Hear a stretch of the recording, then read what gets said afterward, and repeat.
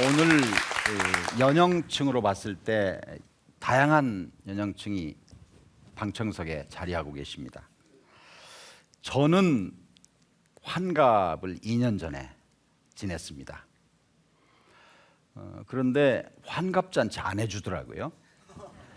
제가 어렸을 때 우리 동네 어르신 환갑을 맞으면 굉장히 거창한 잔치를 해서 제가 그날 하루는 그냥 얻어먹는 재미로 동네 어르신의 환갑을 축하했던 기억이 납니다. 언제부턴가 환갑잔치가 없어졌습니다. 환갑잔치뿐이겠습니까? 70 고희잔치도 없어지게 되었습니다. 그럼 왜 그랬을까요? 왜 그렇다고 생각하십니까?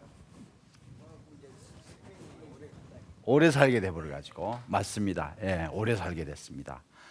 어느 정도 오래 살게 됐냐 하는 거를 제가 2002년에 통계청장으로 가서 한번 확인을 해봤습니다. 왜 환갑잔치가 없어졌냐 그랬더니 1960년에 제가 초등학교 다니던 시절에 우리나라 사람의 평균 수명이 52살이었더라고요.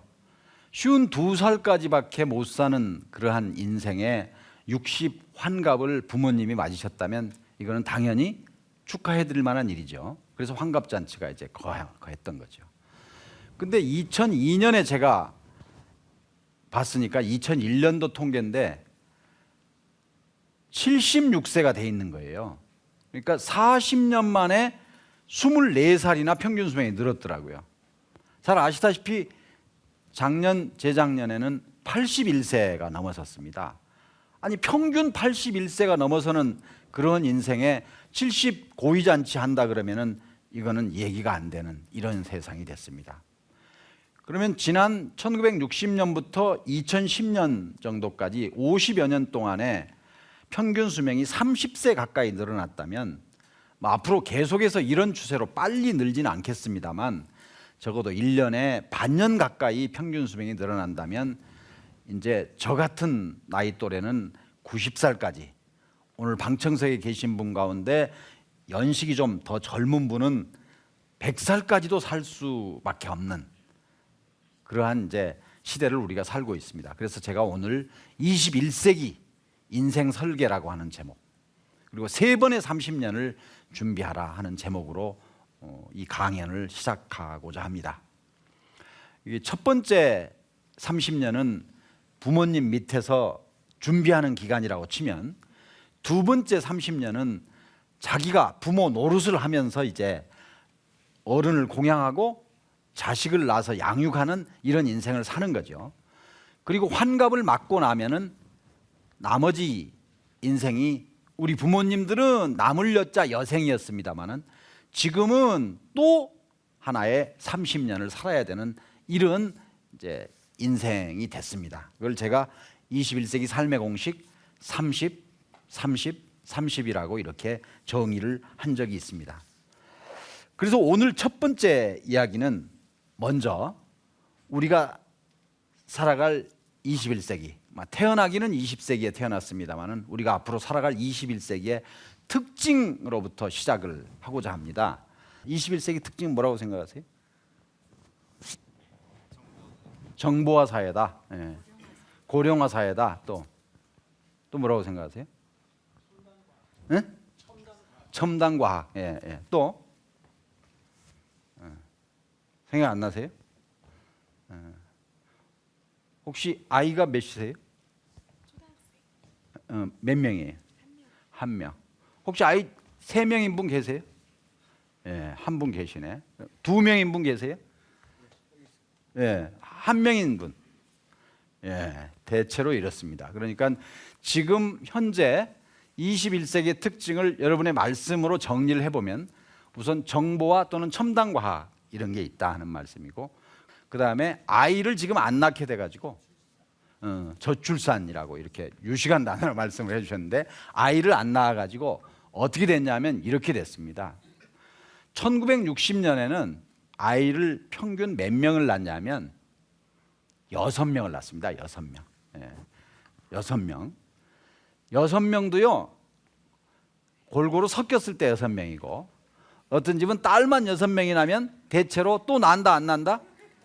예, 아들 낳겠다고 또 낳았어요. 그래가지고 아들 선호 사상이 그때는 굉장히 심해가지고 이게 6명 딸을 줄줄이 낳고 7번째 아들 낳은 집도 있고, 심한 집은 9명 낳고 10번째 아들 낳은 집도 있고, 이렇게 이제 했는데, 최근에 몇 명쯤 낳냐 하면 10집 중에 8집이 1명을 낳습니다. 그리고 2집이 2명을 낳는, 그래서 소위 말하는 출산율이 1.2명이 돼버린 거예요. 그런데 여러분 한번 생각해 보세요. 여성이 몇 명을 낳아야 우리나라의 인구가 줄지 않고 유지가 될까요? 몇 명 낳아야 될 것 같아요? 예, 2명이에요. 진짜 잘하시네. 여성이 남편 목도 하나 낳아줘야 될 거 아니에요. 남편이 자기 몫으로 하나 낳고 남편 몫으로 하나 낳아줘야 인구가 줄지 않겠죠. 근데 1.2명을 낳는다는 얘기는 이론상은 인구가 어떻게 해야 된다? 줄어야 되는 거예요. 그런데 지금 아직까지는 우리나라 인구가 줄지는 않고 있습니다. 조금씩 늘어나고 있는데요. 왜 그러냐면, 왜 그렇습니까? 오래 살게 됐죠. 야, 여기 오늘 훌륭한 분들만 다 모셔다 놨네. 그래서 21세기 우리가 살아가야 될 21세기의 특징은, 제가 오늘 같이 나누고자 하는 특징은, 첫 번째는 오래 살게 됐다는 얘기하고, 두 번째는 아이를 안 낳는 저출산이다. 제가 이 두 가지 특징 가지고 21세기를 좀 말씀을 나눠보고자 합니다. 자, 그리고 이제 지금 말씀하셨어요. 자, 평균 수명은 늘어났다. 그런데 아이는 안 낳는다. 그 결과는 어떻게 될까 하는 것을 먼저 제가 말씀드리고자 합니다. 사람이 전체 인구 중에서 차지하는 65세 이상 인구를 우리가 어르신이라고 부르죠. 그래서 그 어른들은 이제 경제 활동을 멈추고 우리가 모셔야 되는, 공양해야 되는 대상이에요. 그런데 오래 살게 됐기 때문에 어르신들의 비중이 늘어난다, 안 늘어난다? 늘어나는 현상을 고령화라 그래요. 고령화. 그렇겠죠? 인구 전체에서 차지하는 노인의 비중이 늘어나는 걸 고령화라 그러는데, 우리나라는 고령화의 속도가 더 빠른 거예요. 왜 더 빠르냐 하면 아이를 안 낳기 때문에 젊은이들의 숫자는 또 안 늘어나거든요. 그러니까 상대적으로 오래 살고 저출산이니까는 전체 인구 가운데 어르신이 차지하는 비중이 세계 어느 나라보다도 빠른 속도로 늘어나고 있습니다. 그거를 흔히 고령화라고 그럽니다. 그러니까 장수하고 아이를 낳지 않는 게 합해지면 전체 인구 가운데 어르신이 차지하는 비중이 빨리빨리 늘어난다 해서, 어느 정도 빨리 늘어나냐 하는 것을 제가 숫자를 가지고 말씀드리면 이렇습니다. 전체 인구 가운데 65세 이상 인구가 7%가 됐을 때 그거를 고령화 사회라고 이렇게 부릅니다. 14%가 되면 고령 사회라고 이렇게 부릅니다. 20%가 되면 초고령 사회라고 이렇게 부릅니다. 근데 7%가 우리나라가 언제 됐냐면 2000년에 됐습니다. 2000년에. 그리고 지금 현재는 11% 정도 차지하고 있습니다. 근데 2026년에 가면 20%가 넘는 초고령 사회가 될 것으로 전망되고 있습니다. 아직 26년 안 왔습니다. 그러면 2000년부터 2026년까지 26년 만에 65세 이상 인구가 7%에서 20%까지 늘어가는, 이렇게 빠른 속도로 되는데, 그러면 이웃나라 일본도 오래 산다 그러는데 일본이 몇 년 걸렸냐? 36년이 걸렸습니다. 그러니까 우리가 일본보다도 더 빠른 속도로 이렇게 진행을 하고 있는 거예요. 그러면 미국은 얼마나 걸렸냐? 얼마나 걸렸을 것 같습니까? 100년 가까이 걸렸습니다. 미국이나 불란서 같은 나라들은 100년 가까이 걸린 그러한 고령화의 속도가 일본에서는 불과 36년으로 기록을 세웠고, 그 일본보다도 우리는 더 빠른 26년 동안에 이렇게 진행될 예정이기 때문에 우리나라도 이런 식으로 가다가는 인구가 줄어드는 그런 현상이 온다 하는 이야기입니다. 잘 아시다시피 요새 유행하는 말 중에 하나가 4호정 5, 6도라는 말이 있습니다. 45세까지가 정년, 56세까지도 회사에서 안 나가고 있으면 도둑이다.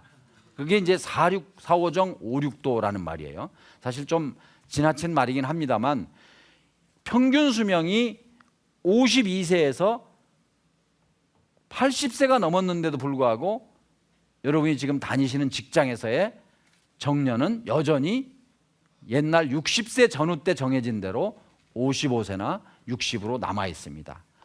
답은 간단하죠. 정년 연장해라고 데모해야죠. 그러면 회사가 정년 연장을 해준다. 그러면 그분이 더 오래 근무를 한다. 그러면 그 결과는 누가 취직을 못하게 될까요? 젊은 사람이. 이게 이제 세대 간의 문제가 생기게 되겠죠. 그러면은. 자, 그러면 지금 현재 우리나라가 옛날처럼 그렇게 빠른 속도로 경제가 발전하지도 않고 있는데 거기다가 경제가 또 성장을 해도 일자리가 안 생기고 있는데 그런데 지금 서로 일자리는 필요하다고 서로 다투고 있습니다. 그래서 지금 세대 간에 젊은 세대와 어르신 세대 간에 지금 갈등이 되고 있습니다. 자, 이러한 문제를 그러면 진짜는 어떻게 해석을 해야 될까요? 하는 게 나라에서 걱정할 일입니다. 사회적으로 문제이기도 합니다. 그렇지 않겠습니까? 그런데요, 제가 오늘 강조하고자 하는 것은 나라 걱정을 여러분하고 같이 하자고 하는 뜻은 아닙니다. 나라가 어떤 대책을 세우든지 간에 지금 현재 이 문제가 빠른 시간 내에 해결될 수 있을까요? 빠른 시간 내에 해결되기는 어려울까요? 어떻게 생각하십니까? 어렵겠죠. 그러면 이게 주어진 거예요, 우리한테. 자, 이게 오래 살게 됐다. 정년은 60을 넘기기 어렵다. 그런데 그러면 나는 어떻게 준비를 해야 이 난국을 타개할 수 있을까? 제가 오늘 나누고자 하는 그런 얘기의 핵심은 그것입니다. 그래서 그 말씀을 나눠보고자 합니다. 자, 그러면 제가 아까 서두에 말씀드린 걸 조금만 더 말씀드리겠습니다. 부연해서 말씀드리겠습니다. 우리 세대가 지금 일하고 있는 우리 세대가 보통 경제활동한다는 인구를 조금 지금 세대는 잘 안 맞지만 15살부터 65세까지를 이야기를 합니다. 사실 15살에 일하는 사람 없어요. 옛날에 정해놓은 거예요. 그러면 그 젊은 세대는 해야 될 일이 딱 두 가지가 있는 거예요. 하나는 우리를 낳아서 길러주신 부모님 세대를 공양하고, 그렇죠? 그 다음에 우리가 늙었을 때 우리 세대를 공양해 줄 자녀를 낳아서 양육하고, 그렇지 않습니까? 그렇게 생각하시죠? 그러면 이제 우리가 우리 부모 세대를 공양합니다. 우리가 낳아서 다음 세대가 주역이 될 자녀들을 양육합니다. 거기까지는 다 알아요. 그런데 지금 현상은 어떠냐? 부모 세대를 공양하는 일도 어깨가 빠져요. 그래서 자녀들을 안 낳아요. 그래서 정부가 출산 장려금 어떤 데는 300만 원 준다. 300만 원 되겠습니까? 자녀 하나를 낳아가지고 지금 기르는데 택도 없는 얘기죠. 그러니까 정부가 아무리 출산 장려금을 준다 그래도 지금 아이를 낳아서 기르는 것이 지금처럼 이렇게 비싸게 들어가는 마당에 아이를 안 낳아요. 자, 그러면 이런 현상을 그대로 20년 내지 30년을 연장해서 제가 늙어서 이제 우리 자식 세대에게 공양을 받을 때가 됐다. 그랬을 때 보면 지금 낳아서 1.2명밖에 낳아서 기르지 않았는데 그러면 다음에 우리를 공양해 줄 세대가 충분하다, 부족하다? 택도 없이 부족하겠죠. 근데 우리는 지금 부모를 공양하고 자식을 낳아서 기르고 있는데 우리가 공양을 받아야 될 때가 되면 이제 그 다음엔 택도 없이 부족한 시대가 오겠죠. 그래서 이거는 한 개인의 문제가 아니고 우리 사회 전체가 앞으로 20, 30년 후가 돼서 제가 지금 제 친구들 세대가 공양을 받아야 될 시점이 되면 이제는 가망이 없는 거다. 개인의 문제가 아닙니다. 사회 전체가. 그렇기 때문에 우리 같은 사람을 무슨 세대라고 부릅니까? 혹시 들어보셨어요? 샌드위치 세대라고 부릅니다. 샌드위치 세대. 그래서 그 샌드위치 세대를 제가 번역을 이렇게 해봤습니다. 낀 세대다. 낀 세대. 이게 부모님은 공양해야 되겠고 자식들은 지금 또 양육을 해야 되고 그랬더니 누가 그래요? 낀 세대 가지고 부족하대요. 그럼 뭐라 그래야 됩니까? 그랬더니 말초 세대라네요. 말초 세대. 또 이상한 생각 하시죠? 그런 말초가 아니에요. 우리 세대는 부모에게 효도하는 마지막 세대, 부모를 모시는 마지막 세대의 말이고, 자식에게 효도를 받지 못하는 처음 세대 초래요. 이해하시겠어요? 예. 우스갯소리예요? 씁쓸한 소리예요, 사실 이게. 그래서 사실 제가 오늘 이게 점잖은 분위기 아니면 노래를 해드리겠는데, 조용필의 그 겨울의 찻집이라는 노래가 있어요. 아시죠? 예. 오늘 사실 한 곡 할 수가 없어요. 가사만 말씀드릴게요. 그 가사 중에 웃고 있어도 눈물이 다 아시네. 하고 싶으신가 봐. 웃고 있어도 눈물이 난다. 우리가 지금 말초 세대라는 얘기를 들으면서 우리가 부모님을 모시는 마지막 세대가 될 것이다. 부모님이 됐을 때 모심을 받지 못하는 첫 번째 세대가 될 것이다. 사실 농담인 줄 알고 웃었어요. 근데 누구 신세예요? 내 신세예요. 예. 지금 웃을 일이 아니라니까요, 지금. 자, 그러면 이런 시대에 그러면 어떻게 준비를 해야 될까 하는 것에 대해서 제가 말씀을 나눠보고자 합니다. 그러면 21세기에 오래 살게 됐고 자식들을 안 낳기 때문에 우리가 나이가 들어서는 지금 부족하다, 그런 얘기는 다 했어요. 그럼 어떻게 준비해야 될까 하는 준비에 대해서 이제 제가 여쭤보고자 합니다. 어떻게 준비하고 계세요? 준비 생각 안 해보셨죠? 응? 응? 저축이나 연금. 이건 훌륭한 분이세요, 훌륭한. 오늘 첫 시간이기 때문에요. 첫 시간이기 때문에 답을 간단하게 가르쳐 드리려고 그래요. 답을. 굉장히 중요한 얘기예요, 이거. 답 먼저 가르쳐 드리는 거예요. 시험 없어요. 국어 배운 기억나세요? 국어 옛날에. 예? 국어 시간에. 6년 동안에 뭐 배우셨어요? 옛날 국민학교, 지금 초등학교라 그래요. 잘 기억 안 나죠? 예. 근데 제가 한번 혹시 주제 파악 배웠어요? 예. 국어 시간 6년 동안에는 주제 파악 배우는 거예요. 예? 그렇죠? 산수 시간에 뭐 배운 기억나세요? 분수 배운 거예요, 분수. 자, 이게 굉장히 중요한 얘기입니다. 자, 지금 아까 질문하신 거예요. 이런 시대에 어떻게 살아야 되느냐 하는 질문을 하신 거예요. 우리가 정년 늘릴 수 있다 없다? 당분간 어렵다. 노후 준비를 하기가 쉽다 어렵다? 어렵다. 그러면 제가 지금 말씀드린 답을 오늘 이후에 잊지 마시기 바랍니다. 6년 동안 국어 시간에 배운 주제 파악이라는 걸 잊지 마시기 바랍니다. 산수 시간에 배운 뭐를 잊지 말라고요? 분수. 자, 주제 파악하고 분수 지키라. 그러면 그게 금방 쉽게 알아듣는 것 같지만 어려워요. 어려워요. 좀 더 구체적으로 제가 말씀을 드리고자 합니다. 이런 거예요. 저는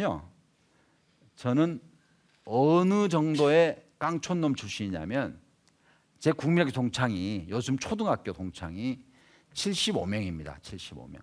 75명 가운데 중학교를 10명 갔습니다. 그러니까 65명은 어디서 끝났다고요? 초등학교에서 끝난 거예요. 제가 오늘 화장하고 왔어요, 여기 분바로. 그러면 제가 까만 촌놈이에요. 그런데 저는 우리 어머니의 헌신적인 자식사랑, 그 덕에 제가 갔겠죠. 저는 외아들이에요, 외아들. 왜냐하면 우리 아버지가 6.25 때 전사를 하셨어요. 그래서 제가 홀어머니의 외아들이에요. 그러면 우리 어머니의 헌신적인 사랑, 이게 저 어머니만이 아니에요. 여기 계신 여러분 모두는 다 그런 어머니의 헌신적인 사랑 덕분에 오늘이 있는 거예요. 자, 그러면 우리도 우리 자식에게 우리 부모가 우리에게 헌신적인 사랑을 하셨던 것처럼 이렇게 모든 것을 바쳐서 헌신적으로 사랑해야 된다? Yes, no? Yes. 사랑해야 된다? Yes, no? 네. 사랑해야 된다? Yes, no? 그럴 필요는 없습니다. 그럴 필요는 없다. 왜? 이유는? 각 세대가 다르니까요. 예, 세대가 다르니까. 해야 된다? 안 해도 된다? Yes, 해야 된다. 어떻게 생각하세요? 그럼 해야 된다고. 예. 자, 제가 뭐하러 이렇게 여러분한테 여쭤봤을까요? 자, 자식 사랑을 오늘 다시 생각해 보자 이런 얘기예요. 진정한 자식 사랑이 뭔가? 옛날에 우리 부모님들이 사시던 그 시대에는요. 제가 평균 수명이 몇 살이라고 그랬어요? 5, 60 정도예요. 그리고 자식은 몇 명 낳았어요?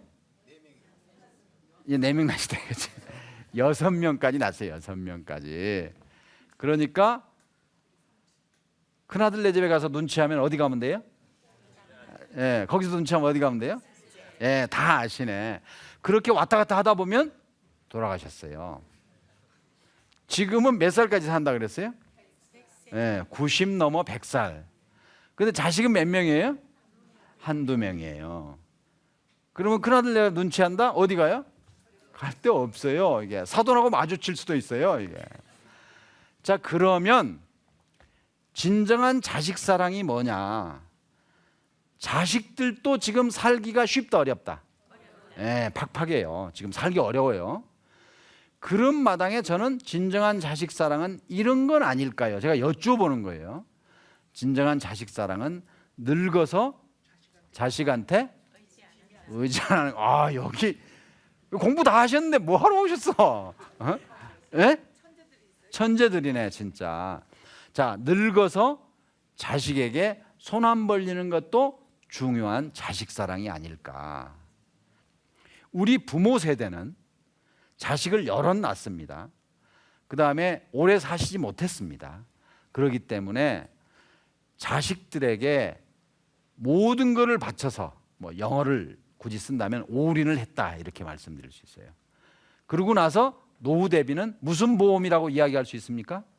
자식 보험. 여기 천재들만 모였네 진짜. 자식 보험을 들은 거나 마찬가지예요. 근데 지금 현재 우리가 사는 시대에 자식 보험이 먹힌다 안 먹힌다? 깨진 거나 마찬가지죠. 그렇기 때문에 이 시대를 사는 21세기를 사는 우리들의 인생은 자식 보험에 기대서 모든 것을 바치는 것이 아니고 내 스스로 노후 준비를 누가 해야 된다? 내가 해야 된다. 이런 결론에 도달하게 되는 겁니다. 혹시 제가 지금 말씀드린 거에 나는 절대 그렇지 않다고 반대하는 분 계십니까?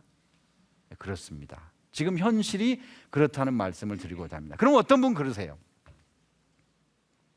자식들이 데모 안 할까?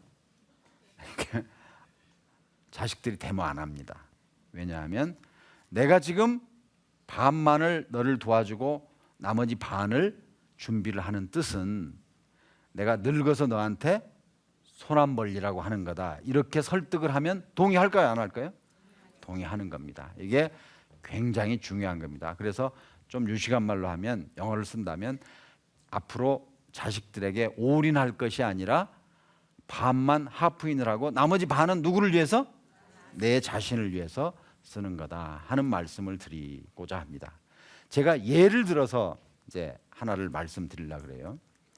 제가 1999년 말에 미국의 워싱턴에 근무를 하러 갔습니다.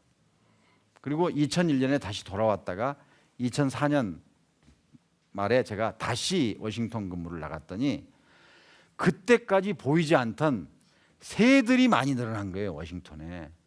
무슨 새일까요? 워싱턴에 기러기라는 새가 많이 늘어났어요. 이게. 어디 산이에요 이게? 기러기가? 어디 산이에요? 한국산 기러기가. 그래서 워싱턴의 신문에 한국산 기러기 특집이 3면이 났어요. 3면이. 자, 기러기 아시죠? 기러기. 혹시 모르시는 분을 위해서 제가 혹시 저 시청자분 중에 모르는 분이 계실까 봐서 제가 설명드리는 거예요. 여긴 다 아시지만 기러기는 2가지 특징을 가지고 있습니다. 첫 번째, 자식의 조기 교육을 명분으로, 그렇죠? 자식의 조기 교육을 명분으로. 둘째, 부부가 두 나라에 떨어져 사는 경우. 지방에서 서울에 떨어져 사는 거 기러기라고 안 그래요. 자, 그래서 남편은 한국에서 열심히 돈을 벌어서 대주고 아내와 아들은 워싱턴에서 공부하는 기러기가 너무 많이 늘은 거예요. 생각을 했어요. 자, 그래서 집을 줄인 사람, 뭐 오피스텔로 옮겨서 보내는 사람, 이 사람은 자식의 장래를 위해서 헌신한다는 마음으로 하겠죠. 맞다 틀리다? 네, 그런 자세로 하는데 잘한 일이다 못한 일이다? 못한 일이죠. 예. 그거를 주제 파악과 분수를 모르고 하는 거다 이런 얘기. 아니 그렇게 보내면서도 또 여유가 있는 사람이 있을 수 있죠. 모든 사람이 다 같지 않습니다. 그렇지만 그렇지 않은데 여유가 없는데도 불구하고 자기가 만일에 자기 자식을 위해서 두 부부가 떨어져서 산다면 저는 권하고 싶지 않습니다. 그래서 제가 그 당시에 행복론이라고 하는 걸 생각하게 됐습니다. 그래서 워싱턴에 있는 기쁜 소리 방송에서 제가 오종남의 행복한 경제라는 프로그램을 라디오에서 매주 토요일 날 시작을 해서 제가 있는 동안에 다 했습니다. 이거는 보통 심각한 문제가 아닙니다. 두 가지 면에서 제가 오늘 여러분께 말씀드리고자 합니다. 첫 번째는 그렇게 분수 지키지 못하고 주제 파악 못해서 무리해서 자식의 뒷바라지를 하게 된다면 그러면 뭐가 잘못되는 거다? 자신의 뭐가 잘못된 거다? 노후 준비가 잘못된 거다 하는 말씀이 첫 번째예요. 이거는 경제적인 이야기예요. 두 번째 이야기는 이렇습니다. 자, 여러분 여기 계신 분들이 젊은 분도 계시고 나이가 좀 드신 분도 계시지만 나이가 들수록 누가 소중해진다? 예, 아내가 나이가 들수록 배우자가 그렇죠? 그렇지 않습니까? 예, 그러니까 특히 어머니들은 젊어서 자식을 낳아서 뒷바라지 할 때는 남편이 우선이다, 자식이 우선이다. 자식이 우선이에요. 근데 언젠가 자식이 커가지고 독립을 해서 자식도 자기 짝이 생길 때쯤 되면 누가 더 소중해진다? 예, 배우자가 소중해진다. 그런데 젊은 나이에 한 40대 정도에 보내는 거 아니에요. 그 나이에 부부가 떨어져 사는 거예요. 떨어져 사는 게 한두 해도 아니고 오랫동안 익숙하다 보면 남이 되는 거예요. 이제 떨어져 사는 게 익숙해져 버려요. 그러면 다시 자식이 상급학교 지나가고 나서 합치려 그러면 자연스럽다 부자연스럽다? 예. 특히 시부모 시집하고 관계를 끊고 몇 년을 워싱턴에서 살다가 한국에 와서 다시 시집과의 관계를 개선하는 것이 쉽다 어렵다? 예, 다 경험 생각하시죠? 그렇게 그 짓을 왜 하냐 이런 얘기예요. 제가 오늘 21세기의 인생 설계예요. 21세기의 인생 설계.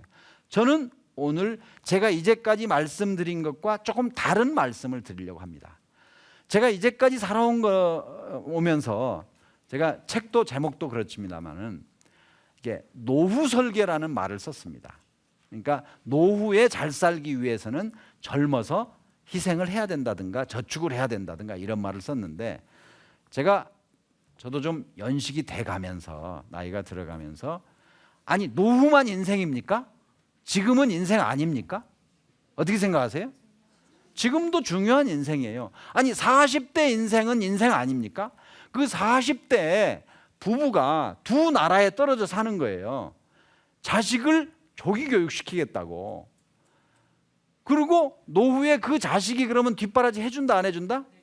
안 해주죠. 그래서 저는 오늘 21세기 인생 설계 중에 굉장히 중요한 거는 제가 아름다운 노후를 위하여 행복한 노후를 위하여 이렇게 했던 거를 그게 아니고 21세기 인생을 설계하는 거는 노후도 중요한 것 알지만 오늘도 중요하다. 그 오늘을 나는 똑같이 행복하게 살 생각을 해야 된다. 이 말씀을 드리고 싶어요. 그렇게 동의하십니까? 예. 예. 근데 그 오늘을 사는 중에 마치 자식이 전부인 것처럼 사는 분이 많다 적다? 예, 엄마들 중에 특히 많아요. 그래서 제가 이 프로그램을 보고 계시는 엄마들에게 부탁하노니 늙어서 등 긁어줄 사람은 누구다? 남편이에요. 그런데 마치 자식이 전부인 것처럼 아니 이해는 충분히 하죠. 이게 뱃속에 10달을 같이 살다가 내놨으니 자식이 남편보다 더 소중하게 느껴지는 거는 이해가 가지만 그 자식도 성인이 되고 그 자식도 가정을 이루고 그 자식도 자기 자신의 인생을 살라 그럴 때 엄마가 계속해서 졸업을 못하는 분이 계세요. 아들은 엄마로부터 졸업을 했는데 자식은 졸업을 했는데 엄마는 자식으로부터 졸업을 못하는 엄마가 주변에 있어요, 없어요? 예, 제가 결혼식 주례에 마지막에 부모님께 인사드릴 때 제가 꼭 인사의 의미를 설명을 합니다. 자, 지금부터는 저희 둘이 독립해서 잘 살 테니까 이제까지 길러주신 거에 대해서 감사하는 마음과 이제부터는 저희가 독립해서 잘 살 테니까 제발 엄마 간섭이라고 말씀하시니까 내가 지금 기가 차불어 가지고 제발 사랑을 두 분이 하시라고 이제 이게 부모님의 사랑은 자식은 뭘로 받아들여요? 간섭으로 받아들인다 이런 얘기 지금 간섭으로 금방 그래서 나온 거예요 지금. 그래서 그런 식으로 생각을 하는 거예요. 자, 그러면 이제 여기까지 말씀드리고 방청석 여러분들로부터 질문을 좀 받고 나가겠습니다. 혹시 다음 질문하실 분? 예, 신림동에 사는 조백입니다. 다름이 아니고요. 제가 이제 정년이 1년 정도 남았습니다.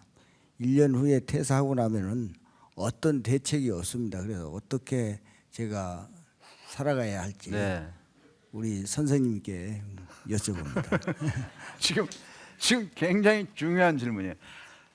지금 말씀을 제가 이렇게 이제 다시 할 수 있어요. 아니 그런 이야기를 해주려면 좀 진지해 주지. 내가 지금 정년 1년 남았는데 인제 해주면 나 같은 사람 어떡하라 그러냐. 지금 그렇게 제가 해석해도 되겠습니까? 자, 굉장히 중요한 말씀이에요.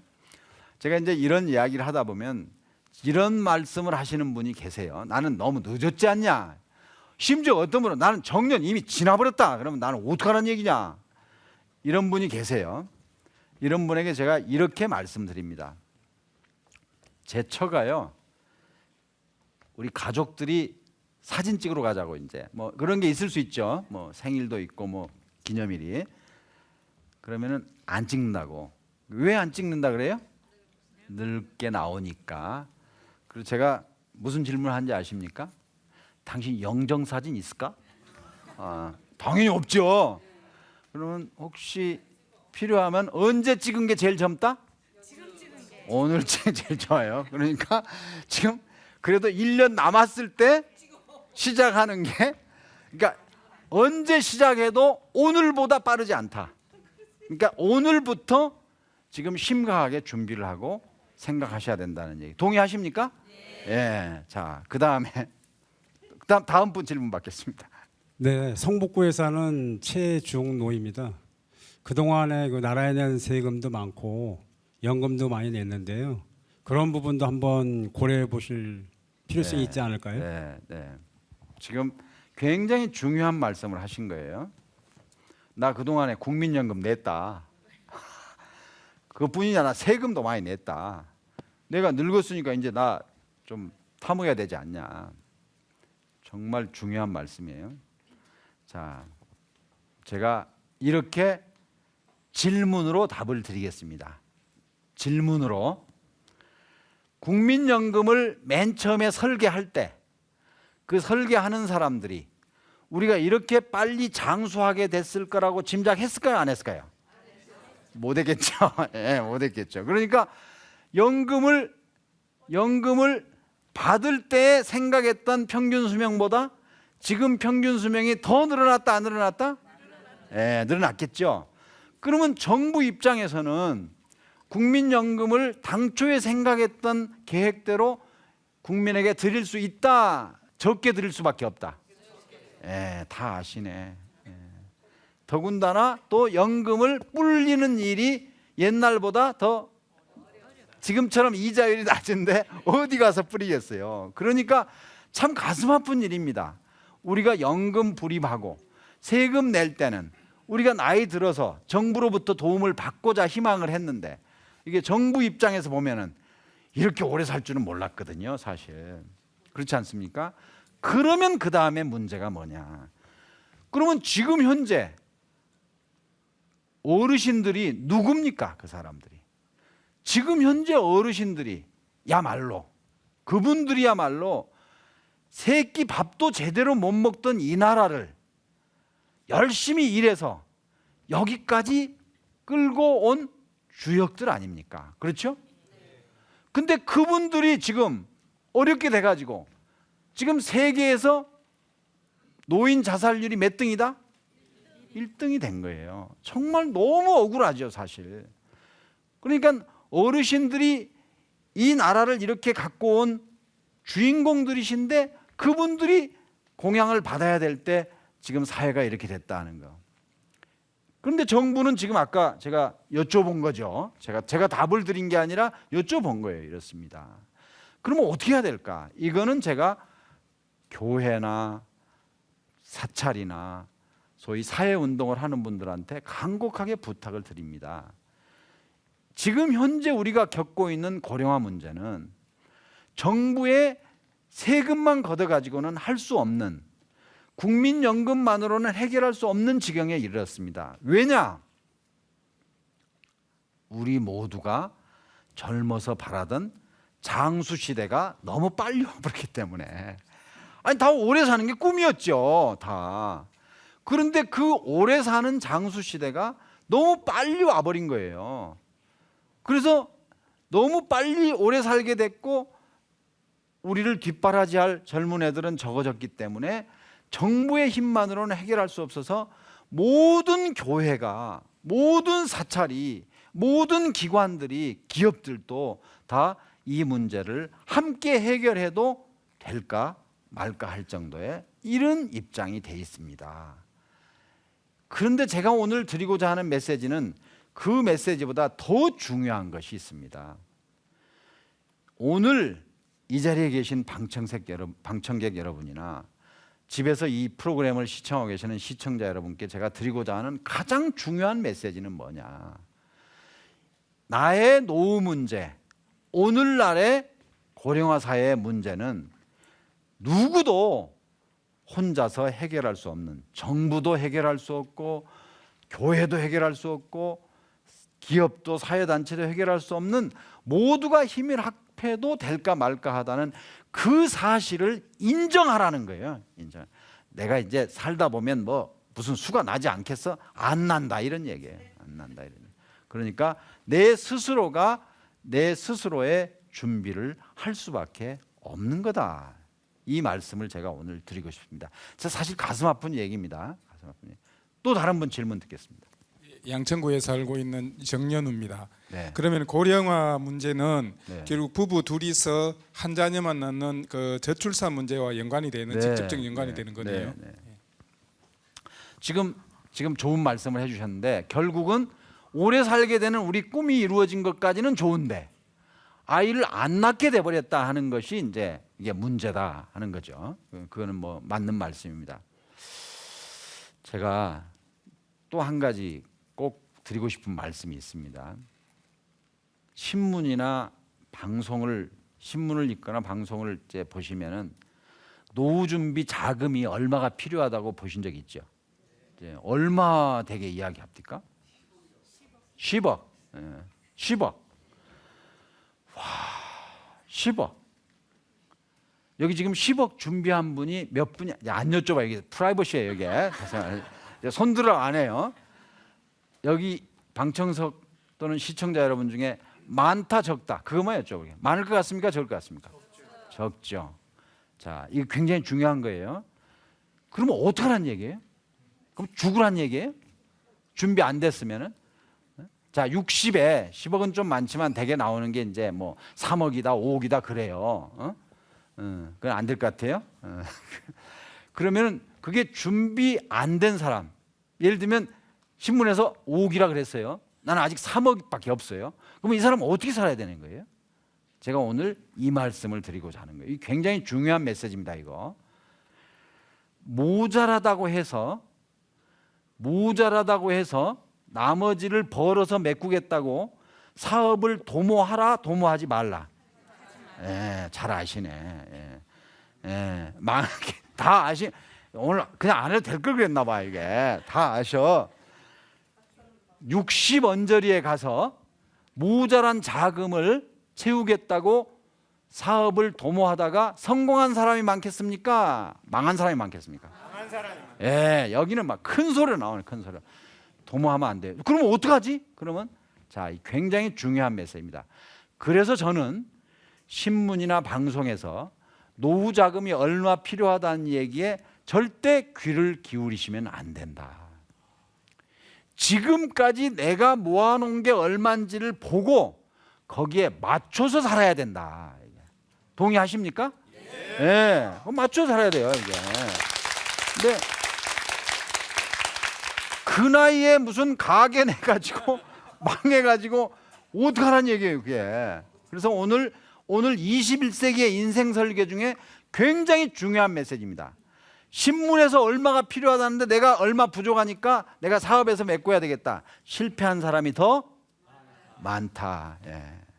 또 질문. 예. 네, 네. 예, 저는 경기도 금포에서 온 김현수라고 합니다. 네, 네. 예, 저는 초등학교 딸 아이를 둔 아직 어린데요. 요즘엔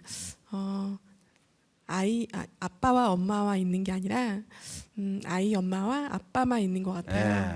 네, 예, 네. 그래서 어떻게 해야 올바른 건지 좀. 네, 특히 이제 엄마들이 그렇죠. 이제 모든 가정 생활이 그 아이를 중심으로 되니까는 부부는 없고 남편과 아내가 없고 아빠와 엄마만 있다는 그런 이제 말씀이세요. 굉장히 좋은 말씀입니다, 사실. 사실 저도 그렇게 살았던 것 같아요. 저도 나이가 들면서 철이 들어가는 거예요. 요새 철 들기 어렵습니다. 지금 전부 다 비닐하우스 재배를 하기 때문에 지금 뭐 과일이 철도 없이 나오니까 지금 철 들기 어려워요. 자, 그러나 생각해 보면 아까 우리가 다 논의를 했다시피 자녀들도 망고강산 내 자녀로 남아 있는 게, 내 아이로 남아 있는 게 아니라 성인이 돼서 독립을 해서 자기 가정을 꾸리고 나가면 결국은 부부만 남는다, 이렇게 이야기할 수 있어요. 제가 인생을 이렇게 이야기를 합니다. 결국은 각자가 둘이 만나서 가정을 이루어요. 그래서 자식을 낳으면서 둘 플러스 셋, 넷, 다섯이 돼요. 궁극적으로 어떻게 된다? 둘만 남는 거죠. 그 다음에 순서대로 하면 남자가 먼저 간다, 여자가 먼저 간다? 남자가 먼저 가고 여성은 과부로 평균 7년 내지 10년을 살다 갑니다. 이게 남자들이 또 몰라요. 자기 죽으면 끝나는 줄 알아요. 또 자기 죽고 자기 아내가 평균 7년 플러스 결혼할 때 나이 차, 그러니까 10년 가까이 과부로 살다 가는 게 인생이에요. 그러면은 부부라고 하는 게 중요하다고 이렇게 생각을 하면 부부가 자식 중심으로 살다가 이제 하루아침에 이제 우리 부부만 남았으니까 지금부터는 부부야 되겠습니까? 다 연습해야 돼, 이게 연습. 예. 부부도 대화도 연습해야지 됩니다. 이게 제일 안 되는 이유가 무엇 때문이냐? 남자들 때문입니다. 이게 남자들은요 성격상 이렇습니다. 직장에 다니면서 누구와 어울린다? 직장 동료와 어울립니다. 그래서 그거는 일과 결혼한 사람이 많아요. 결혼은 아내하고 했는데 생활은 일과 하는 사람이 많아요. 그래서 일과 결혼하다가 직장에서 그만두는 순간 직장에서 일하고 연결된 친구들이 사라진다, 안 사라진다? 사라지고 나서 집에 와서 아내 보고 친구하자 그래요. 이제 자, 오늘부터 그래가지고 삼식이 돼요. 삼식이 알죠? 삼식이 아침, 점심, 저녁을 같이 먹자 그래요. 근데 엄마들은 일하고 관계없는 친구가 있다 없다 그 사이에? 예, 동창생 모임, 학부모 모임, 국민학교 1학, 초등학교 1학년 엄마 모임이 대학 졸업에도 있어. 대학 졸업에도. 그러니까 바빠요, 엄마들은. 근데 남자들은 자기가 집에 돌아오면 자기를 뭐 해줄 줄 알아? 환영해 줄 줄 알아. 근데 엄마들은 바빠, 일하고 관계없는 게. 이거를 깨달으면 언제부터 개과천선할 필요가 있다? 직장 다닐 때부터. 이게 굉장히 중요한 거예요. 지금 그래서 부부 연습이 그냥 되는 게 아니에요. 대화 그냥 되는 게 아닙니다. 허구한 날 무슨 이야기를 하냐 부부간에. 한번 보시겠어요? 여기 시청자 여러분들 가운데 남편분들 한번 생각해 보세요. 자기 아내가 주말에 전화하는 걸 한번 들어보세요. 그러면은 어저께 그저께 한 얘기하고 중복되는 게 많다 적다? 많아요. 너는 오늘 뭐 해 먹었냐? 어디 갔다 왔냐? 그렇게 맨날 같은 이야기를 해야 할 이야기가 있는 거예요. 어쩌다 한 번 만나가지고 이야기하는데 뭐 멀끔하죠. 다 연습해야 된다 그런 이야기예요. 또 다른 분, 또 사직동에서 온 윤희석이라고 합니다. 네네. 결국 이제 노후 준비도 행복하게 살기 위한 노력이라고 생각이 네, 드는데요. 예, 행복하기 위한 조건은 어떤 게 있을까요? 이제 그래도 이제 마무리돼 가니까 수준이 높아져서요. 예, 진짜 좋습니다. 지금까지 말씀드린 모든 것을 종합하면 이렇습니다. 21세기에 세상이 달라졌다 이런 말씀을 드렸고, 그러면은 어떻게 21세기에 인생 설계를 해야 될까 이런 말씀을 드렸습니다. 그러면 인생 설계를 한다는 게 뭐 목적이 있어야 될 거 아니냐? 궁극적으로 그럼 뭘 하자는 거냐? 그거를 제가 이제 말씀드리고, 지금 질문이 그런 질문입니다. 2300여 년 전에 살다 간 서양의 아리스토텔레스라는 사람이 있었습니다. 지금 시험 안 보니까 기억 안 하셔도 돼요. 그러니까 하여튼 그런 사람이 있었어요. 아리스토텔레스라고 있었는데, 이분이 이런 이야기를 했습니다. 인간이 추구하는 궁극적인 가치는 하나밖에 없다. 뭐겠어요? 행복이다. 야, 진짜 수준이 높네. 행복이다. 다른 모든 가치는 그 행복을 얻기 위한 뭐다? 수단이다. 이렇게 이야기를 했거든요. 그렇죠? 진짜 잘하시네. 권력도, 돈도, 지위도, 명예도 다 뭐 하기 위한 거예요? 행복하기 위한 거다. 이렇게 생각한 거예요. 그 행복이라는 걸 얻기 위한 비결이 뭐냐? 지금 이렇게 말씀을 하셨기 때문에 제가 마무리는 행복을 얻기 위한 비결로 하고자 합니다. 첫 번째, 행복 지수라는 걸 제가 만들었거든요. 행복 지수. 행복 지수는 다른 게 아니에요. 이거 제가 만들었는데 나중에 보니까 아리스토텔레스도 똑같은 얘기를 했더라고요. 행복이란 이런 거예요. 자기가 원하던 것을 얻었을 때 생기는 거다. 동의하십니까? 예, 그게 행복이죠. 우리 아들이 이번 대학 시험에 합격했으면 했는데 합격했다. 행복하시죠? 우리 아들이 이번에 취직했으면 했는데 취직했다. 행복하시죠? 예, 이런 거예요. 자, 그러면 행복 지수는 뭐겠어요? 자기가 원하던 거가 분모가 있고, 그 중에 이루어진 거를 동그라미를 쳐서 원하던 게 100개인데 동그라미가 80개다. 행복 지수 얼마겠어요? 80이죠. 너무 간단하죠. 그러면 그 80을 더 행복하게 85, 90을 만들려면 어떻게 하면 된다? 더 많이 이루면 된다. 이렇게 생각하시죠? 예스. 그렇지만 또 하나 있어요. 이거를 제가 오늘 1번으로 말씀드리는 거예요. 행복 지수를 높이는 거는 더 많은 거를 이루면 된다. 성취하면 된다. 그만 있는 게 아니에요. 뭐를 줄이면 된다? 와, 진짜 수준 최고. 그렇죠. 천재는 천재 진짜. 바라는 것을 줄이면 되겠죠. 그러니까 100개 중에 80개를 이루었는데 80을 90으로 만드는 것도 행복지수를 높이는 거지만 100을 90으로 만들어도 행복지수를 높이는 거죠. 자, 행복에 이르는 마음가짐 1번. 너무 많은 것을 바라지 마세요. 결혼식 하기 전에 연애할 때 남편이 해주었던 이야기를 결혼하고 자식을 낳는데도 아니 당신이 연애할 때는 이렇게 해주겠다 그랬잖아고 한다면 행복지수가 높아진다 떨어진다? 제출회사입니다. 제출회사. 제가 성원 선언문을 읽는 순간 배우자에 대한 기대 수준을 높여라 낮춰라? 그게 1번이에요. 동의하십니까? 1번. 두 번째는요, 굉장히 중요한 건데, 어떤 사람이 제가 이렇게 강의를 했어요. 워싱턴에서. 그랬더니 어떤 70대 노부부가 앞줄에 앉아 계시다가 선생님 하고 손을 드는 거예요. 저는요 바라는 것보다 가진 게 더 많아요. 저 행복 지수 얼마예요? 이러는 거예요. 야, 혹시 그런 생각 해보셨어요, 여러분? 근데 강사가요, 방청석에서 처음 질문했는데 답을 못 해버린다. 그러면 제가 점수를 딴다 못 딴다? 꽝이지. 그러면. 근데 그 순간 제가 머리를 굴려야 되잖아요.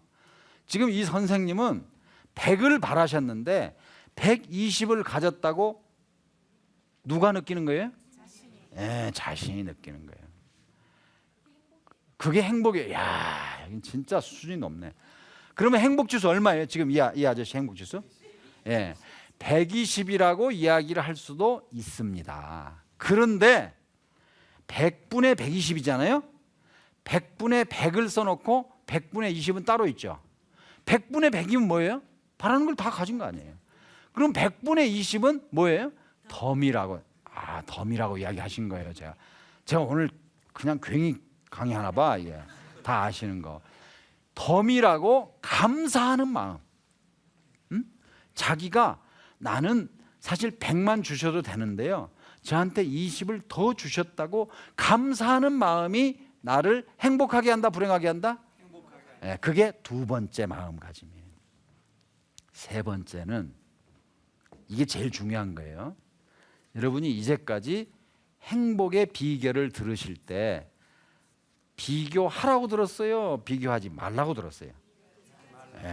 비교하지 말라. 이거는 맞다 틀리다? 제가 질문하는 거 보니까 틀린 것 같죠? 이거는 말도 아닌 소리예요. 그거는 말도 아닌 소리예요. 비교하지 말라는 거는 뭐하고 똑같으냐면, 오늘 낮에 손으로 눈을 가리고 오늘은 해가 안 떴다고 거짓말하는 거와 똑같아요. 인간은 태어날 때부터 비교하게 돼 있다, 안 하게 돼 있다? 하게 돼 있어요. 비교하라. 행복에 이르는 가장 마지막 비결은 비교하라. 그 대신에 뭐를 조심하라? 목 디스크를 조심하라. 세상에 디스크 병원이 제일 많은 나라가 어디다? 한국이에요. 왜냐하면 비교하라 그러니까 전부 어디만 쳐다본다? 위로만 쳐다본다. 이 세상에 나만 힘든 것 같지만 전후 좌우를 돌아보면 나만큼 힘든 사람 있다 없다? 있다고요? 무지 많지. 무지 많지. 나만큼 힘든 사람. 그러면 나만 힘든 것 같지만 주변을 돌아보니 나만큼 힘든 사람이 무지하게 많다는 사실을 보는 순간 위로를 받는다, 안 받는다? 위로를 받는다. 그래서 비교하라. 그러면서 이 세상에 모든 사람이 힘들게 살고 있다. 오죽하면 부처님이 이 세상을 뭐라 그랬어요? 와, 진짜 시험 한번 볼 걸 그랬나 봐. 고해라고, 고통의 바다라고 이렇게 이야기했겠습니까? 그런데 옆 전후 좌우를 둘러보는데도 고개가 좀 뻐근할 때가 있어요. 그럼 어디를 내려다보면 된다? 아래를 내다보면 지금 여기 방청석에 계신 분보다 더 힘든 사람이 있다 없다? 무지 많다니까. 무지. 그러면 뭐를 받는다? 위로를 받는다. 그래서 그 사람한테 뭐를 하면 된다? 나눔을 실천하면 되는 거다. 이 세상에요, 모든 사람이 100% 만족할 수는 없습니다. 비교를 해야지 나만 힘든 게 아니라는 사실을 알게 되고, 또 나보다 더 어려운 사람이 있다는 사실을 알게 되면, 그러면 나눔을 실천하면 그게 최고의 행복의 마음가짐입니다. 그랬더니요, 어떤 사람이 그래요. 제가요, 적금 타고 나눌랍니다. 적금 타고. 그런 나눔이 아니에요. 나눔이라는 거는 제가 다른 말로 말씀드리면 배려라는 말을 씁니다. 우리나라는 지난 50여 년 동안에 정치적으로는 민주화를 이루었다고 말할 수 있죠. 경제적으로는 새끼 밥도 못 먹는 사회가 다이어트를 하는 사회가 됐죠. 그 대신에 뭐가 없어졌냐? 이 사회에, 정치, 경제, 사회잖아요. 배려가 없어졌어요. 그렇죠? 이게 부모 자식 간의 효나 우애, 이웃 간의 협동, 응? 그렇지 않습니까? 남에 대한 배려. 배려는 이런 뜻이에요. 짝배자에 염려할 여자예요. 짝에 대해서 염려하는 마음이에요. 식당에 가서 깍두기가 맛있어요. 어이, 깍두기 하나 가져라. 이게 우리들이 흔히 보는 일입니다. 응? 그렇지 않아요? 저는 이렇게 말해요. 주방에다가 부탁해서 깍두기 좀 맛없게 만들어라 그러세요. 그러니 돈도 안 내는 깍두기 또 주문할 수밖에 없잖아요. 그러면 그 갖다 주는 사람이 기분 좋다 나쁘다? 어이, 깍두기 하나 가져라 보다 낫겠죠. 이게 배려인 거예요. 이게 자기가 생각할 때, 아니 뭐 식당에서 아르바이트하는 아주머니가 뭐 죄지었어요? 여러분이 우리 사회를 21세기를 사는 이 나라에 우리들이 어떻게 살아야 될 거냐? 저는 행복한 마음가짐은 이렇게 기대하는 마음을 줄이십시오. 감사하는 마음을 가지십시오. 그리고 비교하면서 나보다 어려운 사람에게 배려하는 삶을 삽시다. 이렇게 제안하고자 합니다. 동의하십니까? 네. 네, 감사합니다. 이제까지 제가 21세기 오래 살게 됐고 아이를 적게 낳게 됨으로써 생긴 너무 빠르게 진행되는 고령화 사회에 어떻게 하면은 노후뿐만 아니라 지금도 인생을 행복하게 살까 하는 내용으로 함께 나눠보는 시간을 가졌습니다. 여기까지 오늘 첫 시간 강의를 마치고 다음 시간에는 과거 세대는 우리 부모 세대는 어떻게 살았는데 우리 세대는 어떤 삶의 차이가 있는지 그리고 그 의미는 어떻게 해석해야 될지 하는 걸 가지고 진행하도록 하겠습니다. 오랜 시간 동안 재미없는 이런 강의를 들어주신 우리 방청객 여러분께 또 댁에서 이 프로그램을 시청하고 계시는 시청자 여러분께 감사의 말씀을 드리면서 오늘 마치겠습니다. 고맙습니다.